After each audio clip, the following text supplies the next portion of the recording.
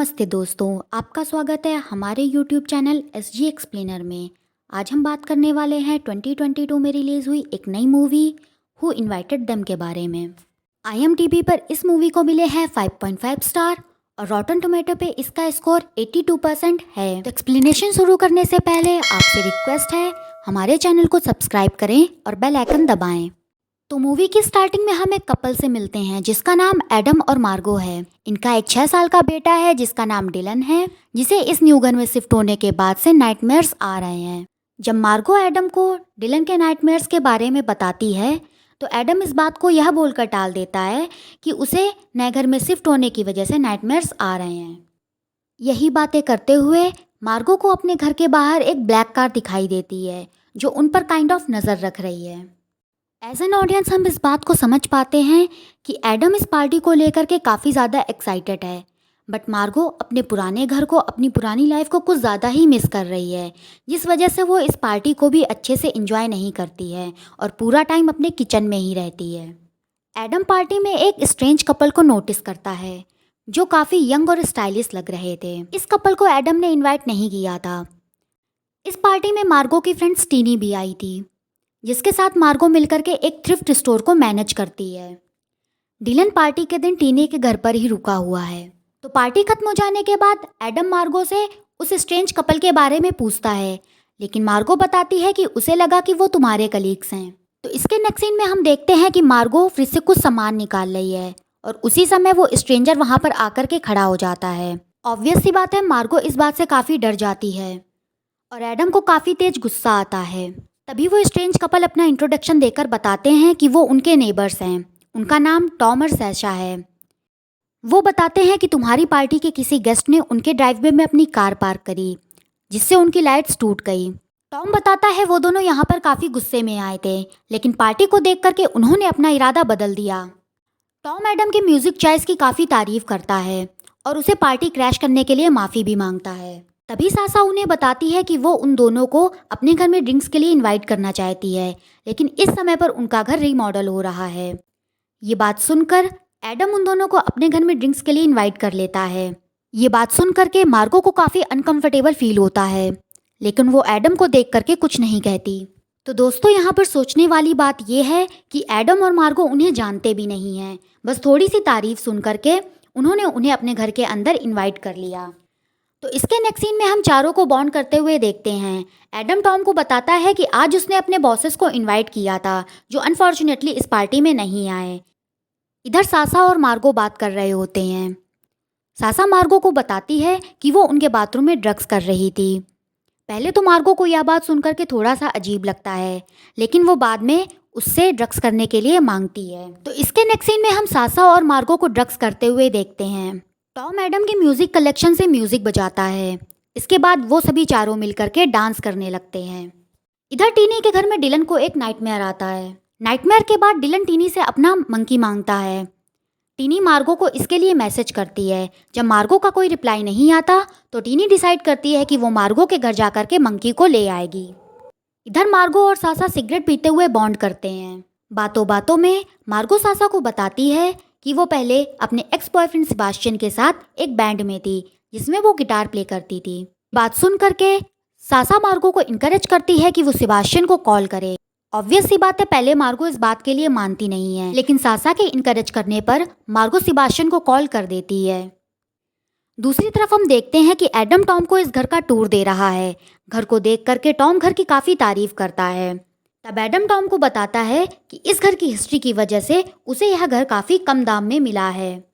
Tom को इस घर की हिस्ट्री के बारे में कुछ नहीं पता था, जो काफ़ी अजीब बात थी, लेकिन एडम इस बात को इग्नोर कर देता है। एडम टॉम को बताता है कि 15 से 20 साल पहले इस घर में 2 डोमेस्टिक मर्डर्स हुए थे। हस्बैंड वाइफ जो एक दूसरे से काफ़ी ज़्यादा झगड़ते रहते थे, उन्होंने एक दूसरे का मर्डर कर दिया था। और सबसे ज़्यादा हैरानी वाली बात ये थी कि उनके ट्विंस बच्चों ने कभी पुलिस को कॉल ही नहीं किया। जब घर से काफ़ी ज़्यादा बदबू आने लगी तो पड़ोसियों ने पुलिस को कॉल किया। पुलिस को हस्बैंड और वाइफ की डेड बॉडी काफ़ी ख़राब अवस्था में मिली थी। एडम टॉम की बातों से हमें यह पता चलता है कि एडम ने मार्गो को इस घर की हिस्ट्री के बारे में सही से नहीं बताया है, जो काफ़ी अजीब बात है। बातों बातों में एडम टॉम को अपने दिल की बात बताता है कि कैसे उसे लगता है कि मार्गो उसे सपोर्ट नहीं करती। टॉम एडम से मजाक में कहता है कि उसे मार्गो को एक वीकेंड पर ले जाकर के मार देना चाहिए। घर का टूर देते हुए टॉम और एडम घर के मास्टर बेडरूम में पहुंचते हैं। वहां पर बातों बातों में टॉम एडम को सासा के साथ सोने के लिए ऑफर करता है as a token of welcoming a new neighbour. Tom की यह बात सुनकर के एडम को थोड़ा सा अजीब लगता है, लेकिन वो टॉम को मना भी नहीं करता है। तभी उस रूम में मार्गो और सासा भी आती है। मार्गो एडम को बताती है कि उनका हैमस्टर फिर से पिंजरे से बाहर भाग गया है। एडम हैमस्टर को मॉर्निंग में ढूंढने के लिए डिसाइड करता है। इधर सासा एडम और टॉम को बताती है कि उसने अपनी पार्टी के लिए मार्गो के पुराने बैंड को बुलाने का फैसला किया है। जब एडम को यह बात पता चलती है कि मार्गो ने अपने एक्स सेबास्टियन को कॉल किया तो एडम को इस बात से काफ़ी गुस्सा आ जाता है। इस बात को लेकर के मार्गो और एडम में झगड़ा होना स्टार्ट हो जाता है। टॉम एडम और मार्गो को एडवाइस देता है कि उन्हें अपना फ्रस्ट्रेशन निकालने के लिए एक दूसरे के शोल्डर पर हिट करना चाहिए। पहले तो एडम इस बात को नहीं मानता, लेकिन मार्गो के इनकरेज करने पर एडम तैयार हो जाता है।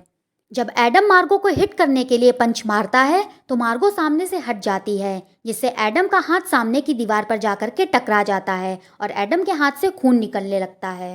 एडम के हाथ से खून निकलता हुआ देख करके मार्गो एक ड्रिंक पीती है जिसमें उसका मरा हुआ हैमस्टर भी होता है और मार्गो को उल्टी आ जाती है।